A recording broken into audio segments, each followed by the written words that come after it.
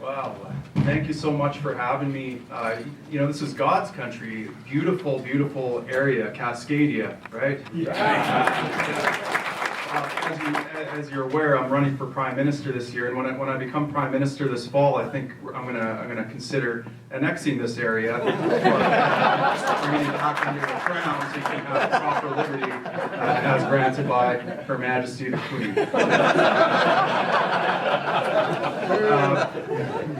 I really liked what Stephen had to say, and it really resonates with, I think, what we're doing up in Canada. But 2 years ago, I wrote an article. I've been a liberty activist for the better part of a decade. I wrote an article explaining why voting is probably immoral and at very least an affront to human dignity. And now I'm asking for people to vote for me for Prime Minister. So I'd like to tell you a little bit about how I got to this place and how I changed my mind about political action.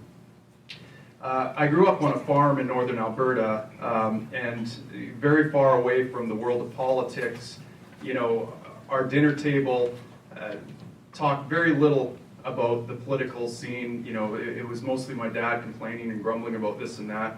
But on the farm, I learned all about the value of hard work, pulling yourself up by your bootstraps, about the value of community, about the value of relying on your neighbors and on self-sufficiency. And firearms was part of that as well. It was a tool for protection on the farm from wild animals and from strangers that would wander our way. My career has been spent protecting life and property, and it's been geared towards protecting my community. And I've worked as a firefighter and a paramedic for the majority of my career. On the side, I've also done filmmaking, and this is kind of what got me noticed a couple of years ago. I actually did some filmmaking. I live in the northern community of Fort McMurray, or I did up until last week. And Fort McMurray is renowned. You've probably heard of Keystone. We're the heart of the oil sands up there, or as the environmentalists like to call us, the tar sands. And so we have all these people flying from Los Angeles to Fort McMurray to explain to us how evil we are, including people like Neil Young and Daryl Hannah. And I got the opportunity to do some filmmaking with Neil Young, and then after he left, he went immediately to Washington, D.C. to explain how we're committing genocide and destroying the planet. So I felt compelled to out Mr. Young on some of his hypocrisy, the fact that he was driving giant diesel-burning buses, that his so-called energy-efficient car required diesel-burning trucks to get his clean fuel to him so that he could drive his eco-friendly car. And that got me noticed. And so pretty soon I had some Libertarian Party members knocking on my door asking me and noticing that I'm a liberty activist and asking me if I consider running for Parliament. And I said, no way in heck am I ever going to get involved in politics. To me, getting involved in politics is actually antithetical to advancing liberty. It's contributing to the very thing I hate the most. And so I was very hesitant to get involved. But they kept hacking away at me, and they kept bringing up two words: Ron Paul. And I could not deny the fact that Ron Paul made huge advances in the liberty movement. I mean, many of you here today might not be here if it weren't for him. I know the same is true in Canada. He really popularized liberty. He brought it to millions of people. Now, did Ron Paul repeal any government? Did he make any government smaller by being in office? No, I don't think he did. But I do think that the investments he made in terms of his time and effort communicating are going to pay off huge dividends, because look at the movement that it started. So I committed to running for Parliament, and my initial plan was to run in 2015, but within 2 days of committing to run, my member of Parliament resigned, and I had a choice to make. Was I going to jump into politics, not having a clue how any of it worked, not having a clue even how to file my paperwork, or I had zero idea about how the political system really worked. But I said, what the heck, let's go out and make a bunch of mistakes early and learn from it and prepare ourselves for 2015. And so I had a 15-year-old kid on my campaign team. I didn't know it at the time, but he was helping me create these memes. And this one went around the world. Germany, England. Fox News interviewed me, CNN interviewed me, Gawker magazine picked me up and said, Canada man campaigns. That's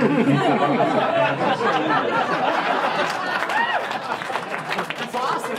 My version of The Daily Show up in Canada is a show called This Hour's 22 Minutes, and they picked it up and came up with their own meme, which is my next campaign meme. I want 5 curious Nova Scotian professional wrestlers to openly smoke crack cocaine in public restaurants while soliciting prostitutes after clubbing baby seals that have trespassed their property. So very quickly, and it just so happened that our party, which I'd only been a member of for a couple months at this point, was having our national convention in Ottawa, and I made my way out there. And because of this wave of popularity I was getting in the media, I found myself catapulted into the leadership race, and I won the leadership race. And so from 3 months ago saying I would never get involved in politics to now being in a position where I'm leading a party into a general election, running for Prime Minister of Canada.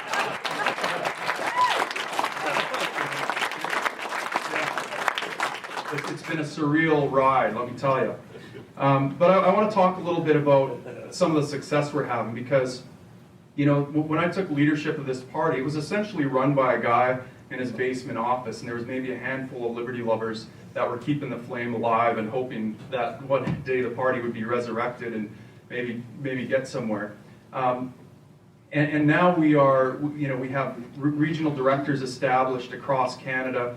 We're en route. We've already, I think, doubled or tripled our 40-year high in terms of the amount of candidates we're fielding, and we're en route to a full slate of candidates. And for the first time, there's actually a theoretical possibility of forming government.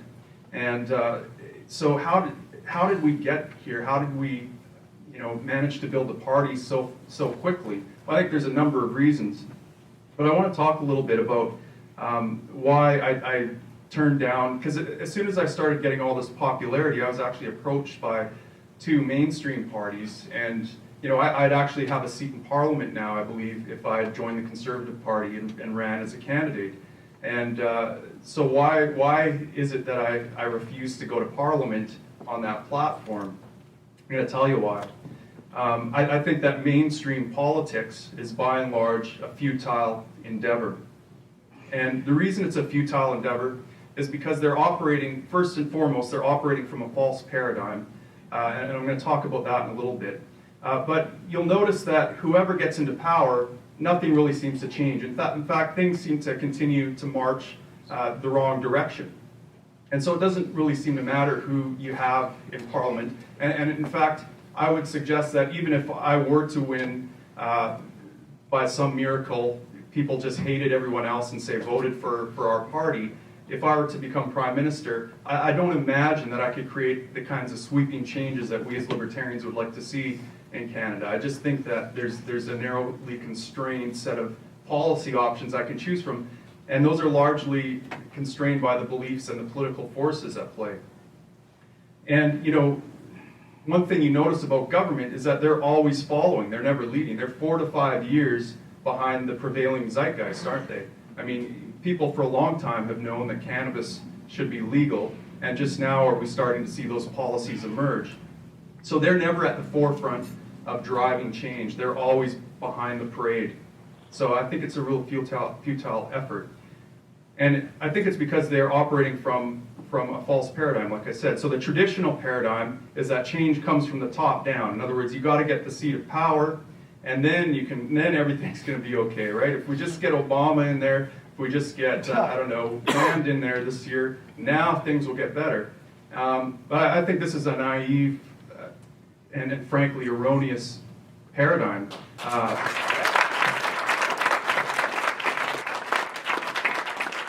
And a few years ago, I was working on my graduate degree in leadership, and I was studying the ways in which fire departments and fire officers that are the most effective actually operate from a paradigm not of traditional command and control, but of servanthood and of understanding that they're there to serve the needs of the people that are actually putting the wet stuff on the red stuff, that their job would not be there unless it was for the firefighter. You see, fire departments don't start with the chief and then build from there. They start with people that are actually doing work, and the chief is there to serve their needs. And this is kind of explained by the understanding that everything is self-organizing. There's a research study a couple of years ago that showed this very clearly, and it showed that without fail, the thing that creates a paradigm shift in society is a tipping point of people adopting an unshakable belief system. Now, this is true of abolitionism, this is true of women's suffrage, this is true of the civil rights movement. In Canada, unfortunately, it was even true with socialized medicine. What happened was a tipping point of people, and that tipping point, without fail, is 10%. The domino started to fall. It wasn't getting the right person in office, none of that stuff. It was the people, the aggregate of people adopting that belief system. And the reason that is because the universe is self-organizing. I mean, I like this quote: "We must now recognize that we, our organizations, as indeed the entire cosmos, are all self-organizing systems. Not just a little bit, not just in some special part, but from beginning to end, top to bottom, it's all self-organization." And this is true even if you're a creationist and you understand that God created the universe. Things go, you as a human start as an egg. I mean, I'm essentially a collection of self-organizing cells that are explaining to you how they became self-organized in one sense. There's no, the spark that started that may have been magical, but there's no magic at work in nature. There's rules set up and principles of self-organization.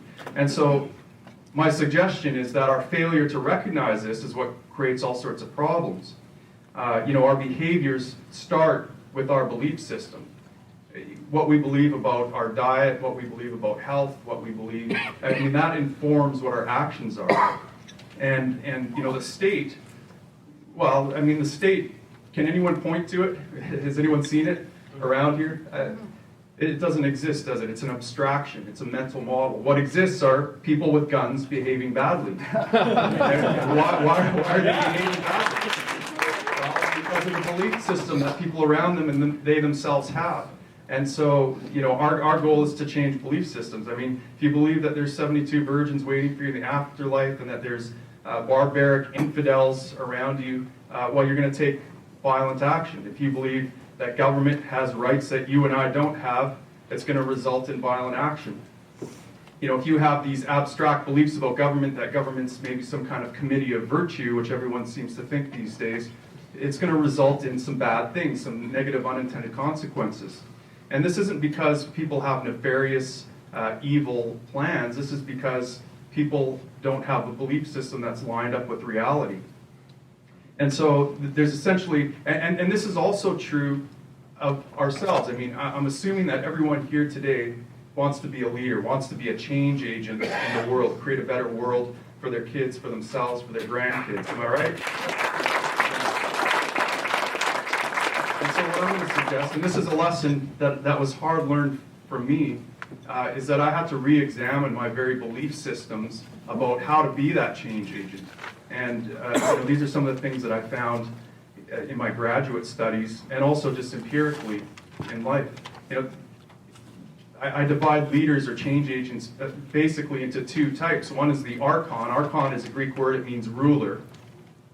And to an Archon, and this is true of an Archon in a family or in government or in any organization, to them, leadership looks like overcoming resistance. What I have to do is overcome that person's resistance to change, and then everything will be all right. It's all about outside yourself. It's all about the external locus of control. The end result of this is that you separate yourself from the very people that you're trying to lead. You imagine them as an extension of your will, and you create this barrier, and that results in negative unintended consequences. The other type, the liberator, understands that leadership is about attraction. All systems in this world, in this universe, are held together by attractive forces. They're not compelled, atoms aren't compelled to organize, molecules aren't compelled to organize. When you start work with an employer, you're not compelled to do that. You're attracted to it. There's some value there. And so leadership is all about drawing people in. It's about attraction. And it starts with looking in the mirror, understanding that the only thing you can really control in this world is yourself.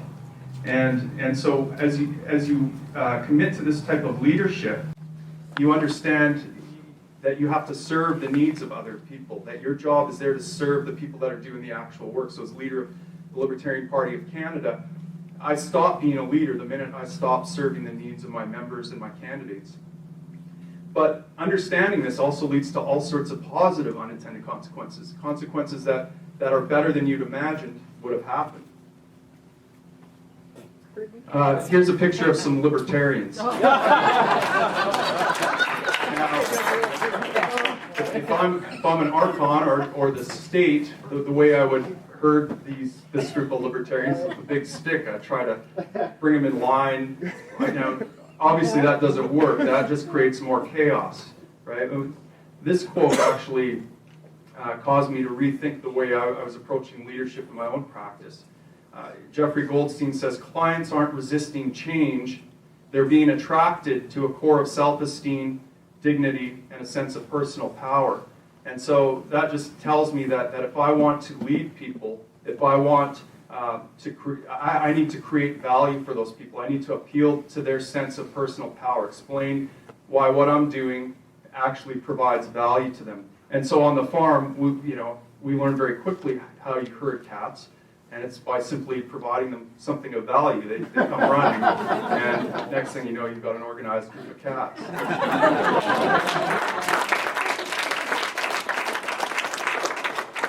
So this is something that it has been on the tip of my brain ever since taking leadership of this party. How do I provide value to my members?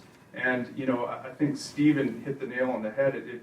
And I wish I would have put the why at the top of this slide, because I think that is probably the key thing that is creating success for our party. I clearly articulate to our members, to our candidates, why we're doing what we're doing. And the why essentially is that 10% tipping point. We have to connect with hearts and minds. It's not about votes. It's not about getting into power. Because we're serious about this, and so we have to align our beliefs with reality. If we were to commit to status quo politics as usual, well, we maybe the best strategy would be to join a mainstream party, tell people what they want to hear, get into office as a secret agent of liberty, and then wait for opportunities to pull some levers and set people free. Unfortunately, I just don't think that works. So our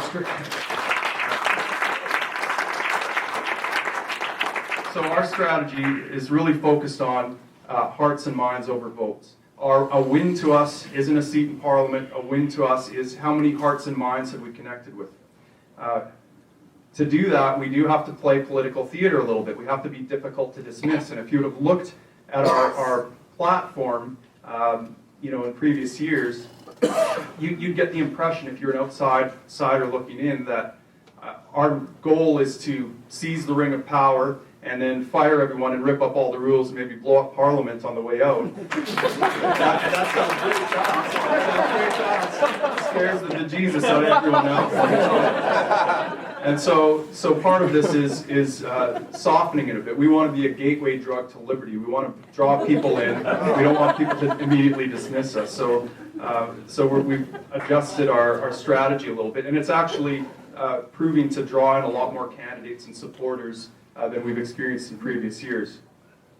So to me, what we have to do is essentially upgrade libertarianism. And this is me at 3 in the morning explaining to someone why they're wrong on the internet.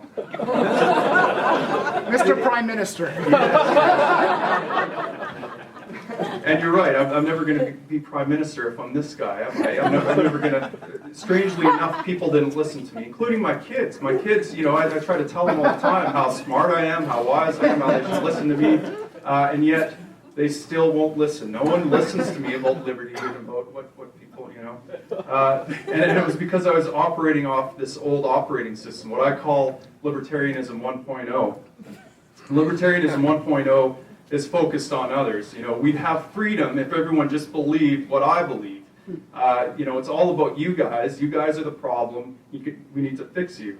It's coming constantly from a victim mentality. It's the state, it's all these external forces coming to bear on my life that is preventing me from flourishing and preventing everyone around me from flourishing. And frankly, that sounds kind of weak and whiny. I mean, that's how we sound to people a lot of times when we come from that mentality. We're fixated on problems constantly. It's always about, there's a problem, let's fixate on that. If we just solve that problem, things will get better. But I'm going to suggest that we're creating a self-fulfilling prophecy by doing that. We're creating more of that which we hate. And it doesn't offer any value to anybody. I mean, what value does libertarianism offer to people when all they hear is how we're threatening to pull the carpet out from under them?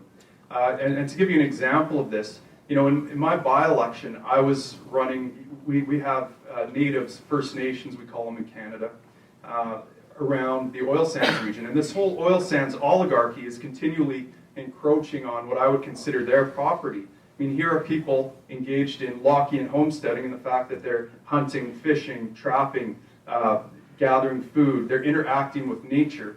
To me, call me crazy, but those individuals have more of a property rights claim than the Queen by virtue of planting a flag and pointing a gun. And so, this is a message of pro-liberty, of pro-power, because if these people understand that they have property rights, that's a very powerful thing. Now they can control resource development. Now they can control environmental issues and take charge of their own destiny rather than having a bureaucrat far removed controlling it for them. But while I was doing that, over in Ontario, there was a candidate running for the Ontario Libertarian Party who was running on an anti-gravy train platform. So she painted Aboriginals to be this privileged class of people who were sucking off the state and this sort of thing. Now, both of those messages were probably technically true from a libertarian perspective, but one appeared very different to the public than the other. One was anti-government, offered no solution. The other one was very empowering and offered a solution. Libertarianism 1.0 tries to overcome resistance. If you just hear my argument the right way, finally you'll drop your nonsense and embrace libertarianism. It doesn't work. And it doesn't work on dates either, by the way. You can't argue your way into a second date. If you find yourself arguing against all her objections, well, my friend, you're on losing ground. Libertarianism 1.0, and I heard Stephen talk about this. It's good to see that you guys are facing the same challenges as we are, but they amplify differences. It's the 1% where we disagree that they focus on, and they blow it way out of proportion. We stay in this echo chamber of other libertarians and explain to them, again, why they're wrong and why we're right. And it's a huge opportunity cost. And so Libertarianism 1.0, Libertopia is always this imagined thing over the horizon. It's never achievable. It's never in front of us. And so what I suggest is, and what I'm happy, and it brings my heart a lot of joy to hear Stephen say this, is we're finding a new gear as libertarians, aren't we? We're engaging Libertarianism 2.0. Our operating system is upgrading. And because we understand that liberty starts in the home, it starts with us, it starts looking in the mirror and understanding how to embody these principles ourselves. Instead of a victim mentality, we have an entrepreneurial mindset, and that is we're looking for opportunities everywhere to give people power, whether that's through cryptocurrency, whether it's through peaceful parenting, whether it's through precious metals or financial instruments that understand the coming financial collapse. We understand that there's opportunity to be had here, and that even when we make mistakes, that's an opportunity to learn. We're no longer victims.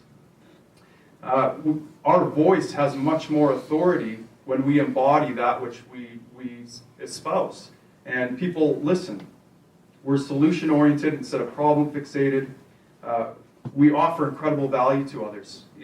People can see how it's made a change in our own lives, and we can teach people how it can make a huge difference in their own life. We understand that we have to connect with hearts and minds. This isn't about overcoming their resistance. This is about meeting people where they're at hearing them first, going first, and learning from them, and opening them up to learn from us. We leverage common ground instead of fixating on differences. And we understand that liberty isn't some future utopia. Liberty is available to us right here, right now, in this moment.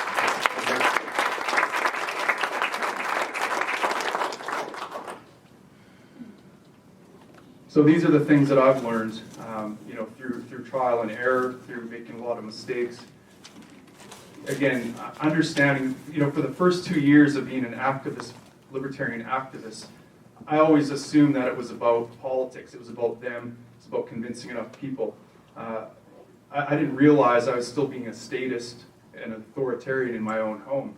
And one of the biggest lessons I learned was how to be a more peaceful parent to my kid and stop trying to manipulate them with punishments and rewards. That was a huge learning experience to me, and the family flourished because of it. One of the biggest things as well is this is a tough fight, guys. I mean, listen, we're up against it, and it's hard to remain positive, and so we have to find ways of hacking our brain, whether it's meditation, waking up on the right side of the bed, taking a cold shower, surrounding ourselves with like-minded people, like Stephen said. These are all very important things. You need to be the best version of yourself possible if we have any hope of repealing the state. But one of the things that I rack my brain about is what holds us back from engaging this next gear, what holds us back from having the courage to step up and actually provide value to people and look at ourselves in the mirror and be the change that we want to see in the world. Well, for me, it was a disrupting moment in my life. A few years ago, I was involved in a house fire, and it was very similar to this. It was in a hoarder's house. And so if you could imagine, there wasn't once, you ever watched that show Hoarders on A&E? Yeah, it was just like that. So I was in this basement, and unlike the movie Backdraft or the show Chicago Fire, fires in real life aren't like that. You can't see your hand in front of your face. So we're operating completely blind in the dark in this basement with incredible heat around us, and we can't feel the floor under our feet because of all the bundles of clothes and junk and sporting equipment. And as we're advancing through this fire, we suddenly got the call, a mayday call, to clear the building. Obviously something was going on. We felt the heat rising, and I made sure my guys got back out. And the way you get out of a fire is you grab, if you hold the hose with your left hand, well, you grab it with your right hand, then you follow it back out. And as the guys went past me, I wanted to reach and grab the hose, but I tripped on some junk, and I found myself entangled and disoriented in a bunch of clothes and God knows what, golf clubs. And pretty soon, I couldn't find the hose line again. I didn't know which way was which. I didn't know which direction to go. And I felt the heat coming down on me, and it was incredibly hot. And in that moment, I knew for a fact that I was going to die. I knew it was over for me. And the only thing that flashed in front of my eyes was things I had left unsaid to my kids, all the things I had left undone, the fact that I'd been playing it safe my whole life and never taking chances with what I knew was the right thing for me to do. And those were the longest 2 minutes of my life, trying to find my way out of that fire. Obviously, I made it out of the fire, or I wouldn't be here today. But that was the disrupting moment for me. When I emerged from that fire, I decided that's it. I'm not playing it safe anymore, not holding back from my dream. So that was a disrupting moment for me. And I realized something, that what I was really, this poem really speaks to me. And forgive the fact that it was written by a Democrat, and it was, loudly proclaimed by Nelson Mandela, who we all know supports terrorism. But beside that fact, this is a great poem, and I think this, this really spoke to me, and I think there's something to it. It goes like this: our deepest fear is not that we're inadequate. Our deepest fear is that we're powerful beyond measure. It's our light, not our darkness, that most frightens us. Who are we ask ourselves, to be brilliant, gorgeous, talented, fabulous? Actually, who are you not to be? You're a child of God. Your playing small does not serve the world. There's nothing enlightened about shrinking so that other people will not feel insecure around you. We're all meant to shine as children do. We were born to make manifest the glory of God that's within us. It's not just in some of us, it's in every one of you.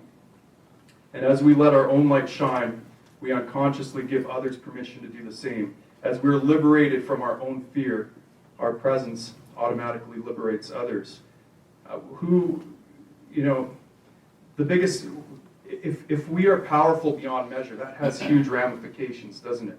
I mean, maybe then we have a duty to act. Maybe then we have a responsibility to let our light shine.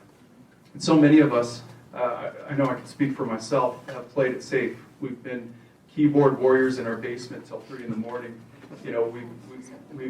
Myself, I've been involved in this public job as a public servant, sucking off the taxpayers and having a nice income and a nice pension. And last week, I finally put my fear behind me, and I actually hung up my turnout gear for the last time and jumped off the edge and said, you know what, I have no idea how I'm going to make money. I have no idea what the future holds for me, but I know that there's no freedom in playing it safe. There's no freedom in staying secure and comfortable where I'm at. And the only freedom is found where your knees are knocking, your voice is quaking, and you're at the front lines. And so I have a quick question for you. I know Obama thinks it's audacious to act in hope that, when there's a guaranteed outcome, that there's some audacity in acting. But what we're doing here may not have any chance of success. I read a quote the other day from Martin Luther that said, even if I knew the world would end tomorrow, I'd still plant my apple tree today. And this is how I feel, this is the moment I feel we're at as well. So let me ask you this. Given this scenario here, where the odds are overwhelming, you're probably going to die, do you just let the zombie horde kind of take you, give into it? Do you put a bullet in your own head, take yourself out of the fight? Or do you find some liberty and freedom in the moment, put a smile on your face, and let fly the dogs of war? Yeah.